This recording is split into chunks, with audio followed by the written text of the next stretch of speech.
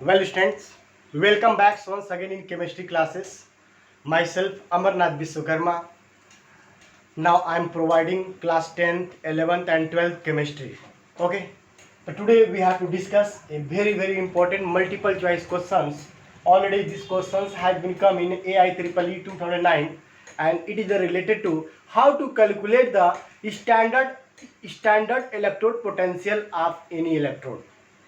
Already I taught you, आपको हम बता चुके किसी भी हाफ सेल का डायरेक्टली हम उसका इलेक्ट्रोड पोटेंशियल का कैलकुलेट करना पॉसिबल नहीं है, क्योंकि आपको बताए थे डेल्टा जी इक्वल तो माइनस एन एफ ई होता है।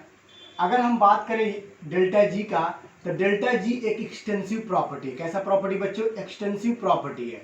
और ई जो है एक प्रकार का इंटेंसिव प्रॉपर्टी है। इंटेंसिव प्रॉपर्टी या इंटेंसिव क्वालिटी, यह एक्सटेंसिव प्रॉपर्टी यह डिपेंड करेगा एन पर। एन मतलब यह नंबर ऑफ इलेक्ट्रॉन पर, लेकिन यह एन पर डिपेंड नहीं करेगा। क्लियर? सो ये जो डेल्टा जी है, इसको एडिटिव प्रॉपर्टी बोलते हैं। क्या बोलते हैं बच्चों? एडिटिव प्रॉपर्टी बोलते हैं, लेकिन यह एडिटिव प्रॉपर्टी नहीं है। अर्थात किसी भी हाफ सेल का अगर हम चाहें इसका ई नॉट मतलब ई सेल या ई सेल को या इलेक्ट्रोड पोटेंशियल को जोड़कर कैलकुलेट करना किसी दूसरे का तो पॉसिबल नहीं है। तो उस कंडीशन में हमें डेल्टा जी का ही यूज करना पड़ेगा। क्लियर? क्योंकि ये एक एडिटिव प्रॉपर्टी है। Clear students? तो किसी भी हाफ सेल का अगर हमें स्टैंडर्ड इलेक्ट्रोड पोटेंशियल का कैलकुलेट करना है, तो उस कंडीशन में हमें डेल्टा जी को याद करना पड़ेगा। ठीक है? और डेल्टा जी के द्वारा ही हम क्या करेंगे? कैलकुलेट करेंगे। क्लियर? हम ई को डायरेक्टली ऐड करके कैलकुलेट नहीं कर सकते हैं। तो चलिए इस क्वेश्चन को देखा जाए। कैसा क्वेश्चन, अभी आपको समझ आ जाएगा क्या मैं बताया हूं। क्वेश्चन है given E not F E 3 plus oblique F E given minus 0.036 volt given F E 2 plus oblique F E minus 0.439 volt. The value of standard electrode potential for the change F E 3 plus two F E 2 plus. यानी ये जो value दिया है सब reduction potential दे दिया है, और इस रिडक्शन पोटेंशियल का वैल्यू पूछ रहा है क्या होगा। Clear student? तो सबसे पहले जो दिया मैं उसको एक इक्वेशन के फॉर्म में लिखेंगे। तो चलिए देखिए, यहाँ पर एफ ई 3 प्लस आपका जा रहा है एफ ई में, F E 3 plus F E में। तो बताइए कितना इलेक्ट्रॉन एक्सेप्ट कर रहा है? 3, जिसके लिए ई नॉट मान लो 1, ई नॉट 1 का वैल्यू दिया माइनस 0.439 वोल्ट दिया। ये इक्वेशन नंबर 1 हो गया। सेकंड में कह रहा है एफ ई 2 प्लस, सॉरी यहाँ देखिए ये वैल्यू दिया है, गलत लिख दिया हूँ, माइनस 0.036 वोल्ट दिया है।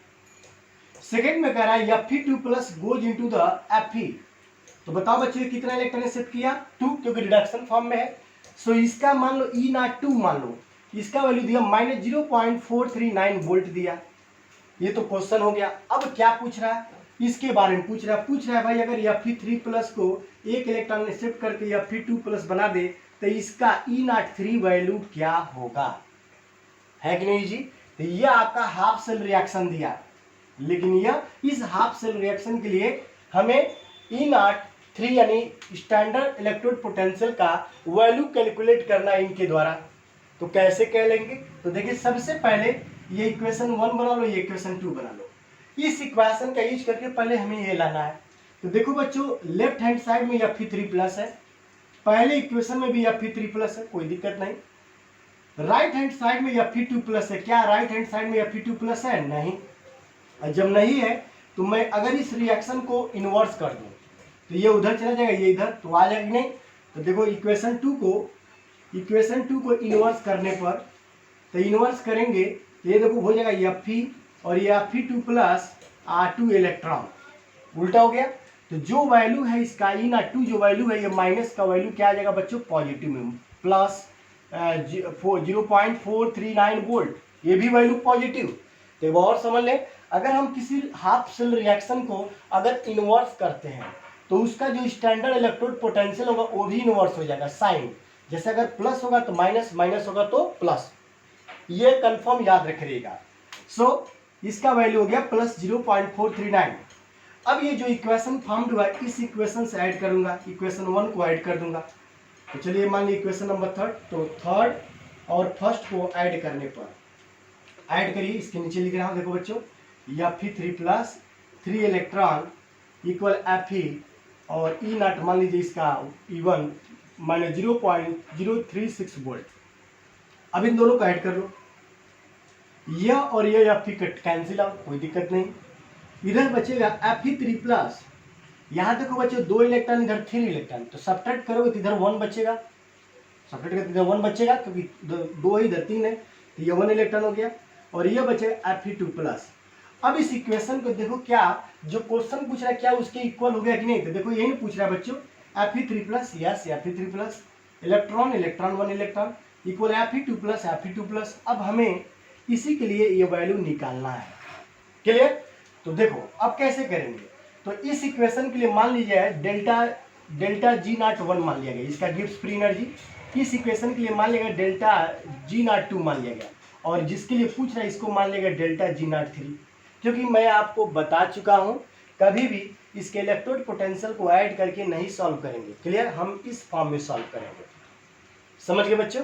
तो चलो देखो कैसे सॉल्व करेंगे। अब तो आप पहले इसे नोट कर लीजिए, ये ऑप्शन भी दिया है, ये ऑप्शन भी इसमें मैच करेगा, तो पहले आप नोट करो बच्चों, आप स्क्रीनशॉट लो।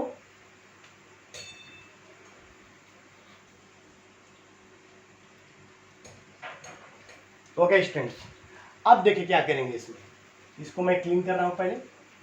ओके, अब क्या करूंगा, इन दोनों का ऐड किया गया, इस दोनों को भी ऐड करूंगा, यानी डेल्टा G3 का जो वैल्यू होगा वो आपका होगा delta G1 not plus delta G2 not, clear. आप देखो डेल्टा G, चूंकि डेल्टा G इक्वल आप पढ़े होगे minus delta G not equal minus NFE पढ़े हैं, E नॉट, तो ऐसे लिखो, यहाँ हो जाएगा माइनस N3 Fe नॉट 3 होगा।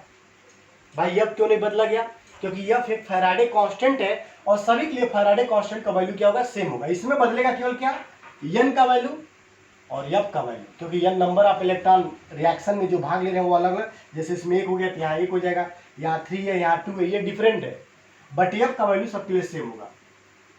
इसी तरह delta G1 equal minus N1 Fe not 1, इसी तरह प्लस इसके लिए minus N2 Fe not 2, clear है जी। ओके, अब मैं क्या कर रहा हूँ, माइनस F को उधर भेज दो, तो माइनस F को भेजेंगे तो F तो कटेगा, माइनस भी हट जाएगा, सो आपका बचेगा N3 E नॉट 3 और ये बचेगा, ये F काट दो भाई, सब F माइनस भी कट जाएगा, सो बचेगा N1 E not 1 plus N2 E not 2, clear. अब मैं क्या करूँ, N3 को इधर भेज दो, E नॉट 3 पूछ रहा है, N1 E1 plus N2 E not 2 अपान क्या हो गया N3। तो यह एक बहुत इंपॉर्टेंट फार्मूला का डेरिवेशन हो रहा है इसके लिए, जो E नॉट 3 बताएगा कि इस सेल का, इस हाफ सेल का स्टैंडर्ड इलेक्ट्रोड पोटेंशियल क्या होगा, क्लियर। सबका मीनिंग समझ लें।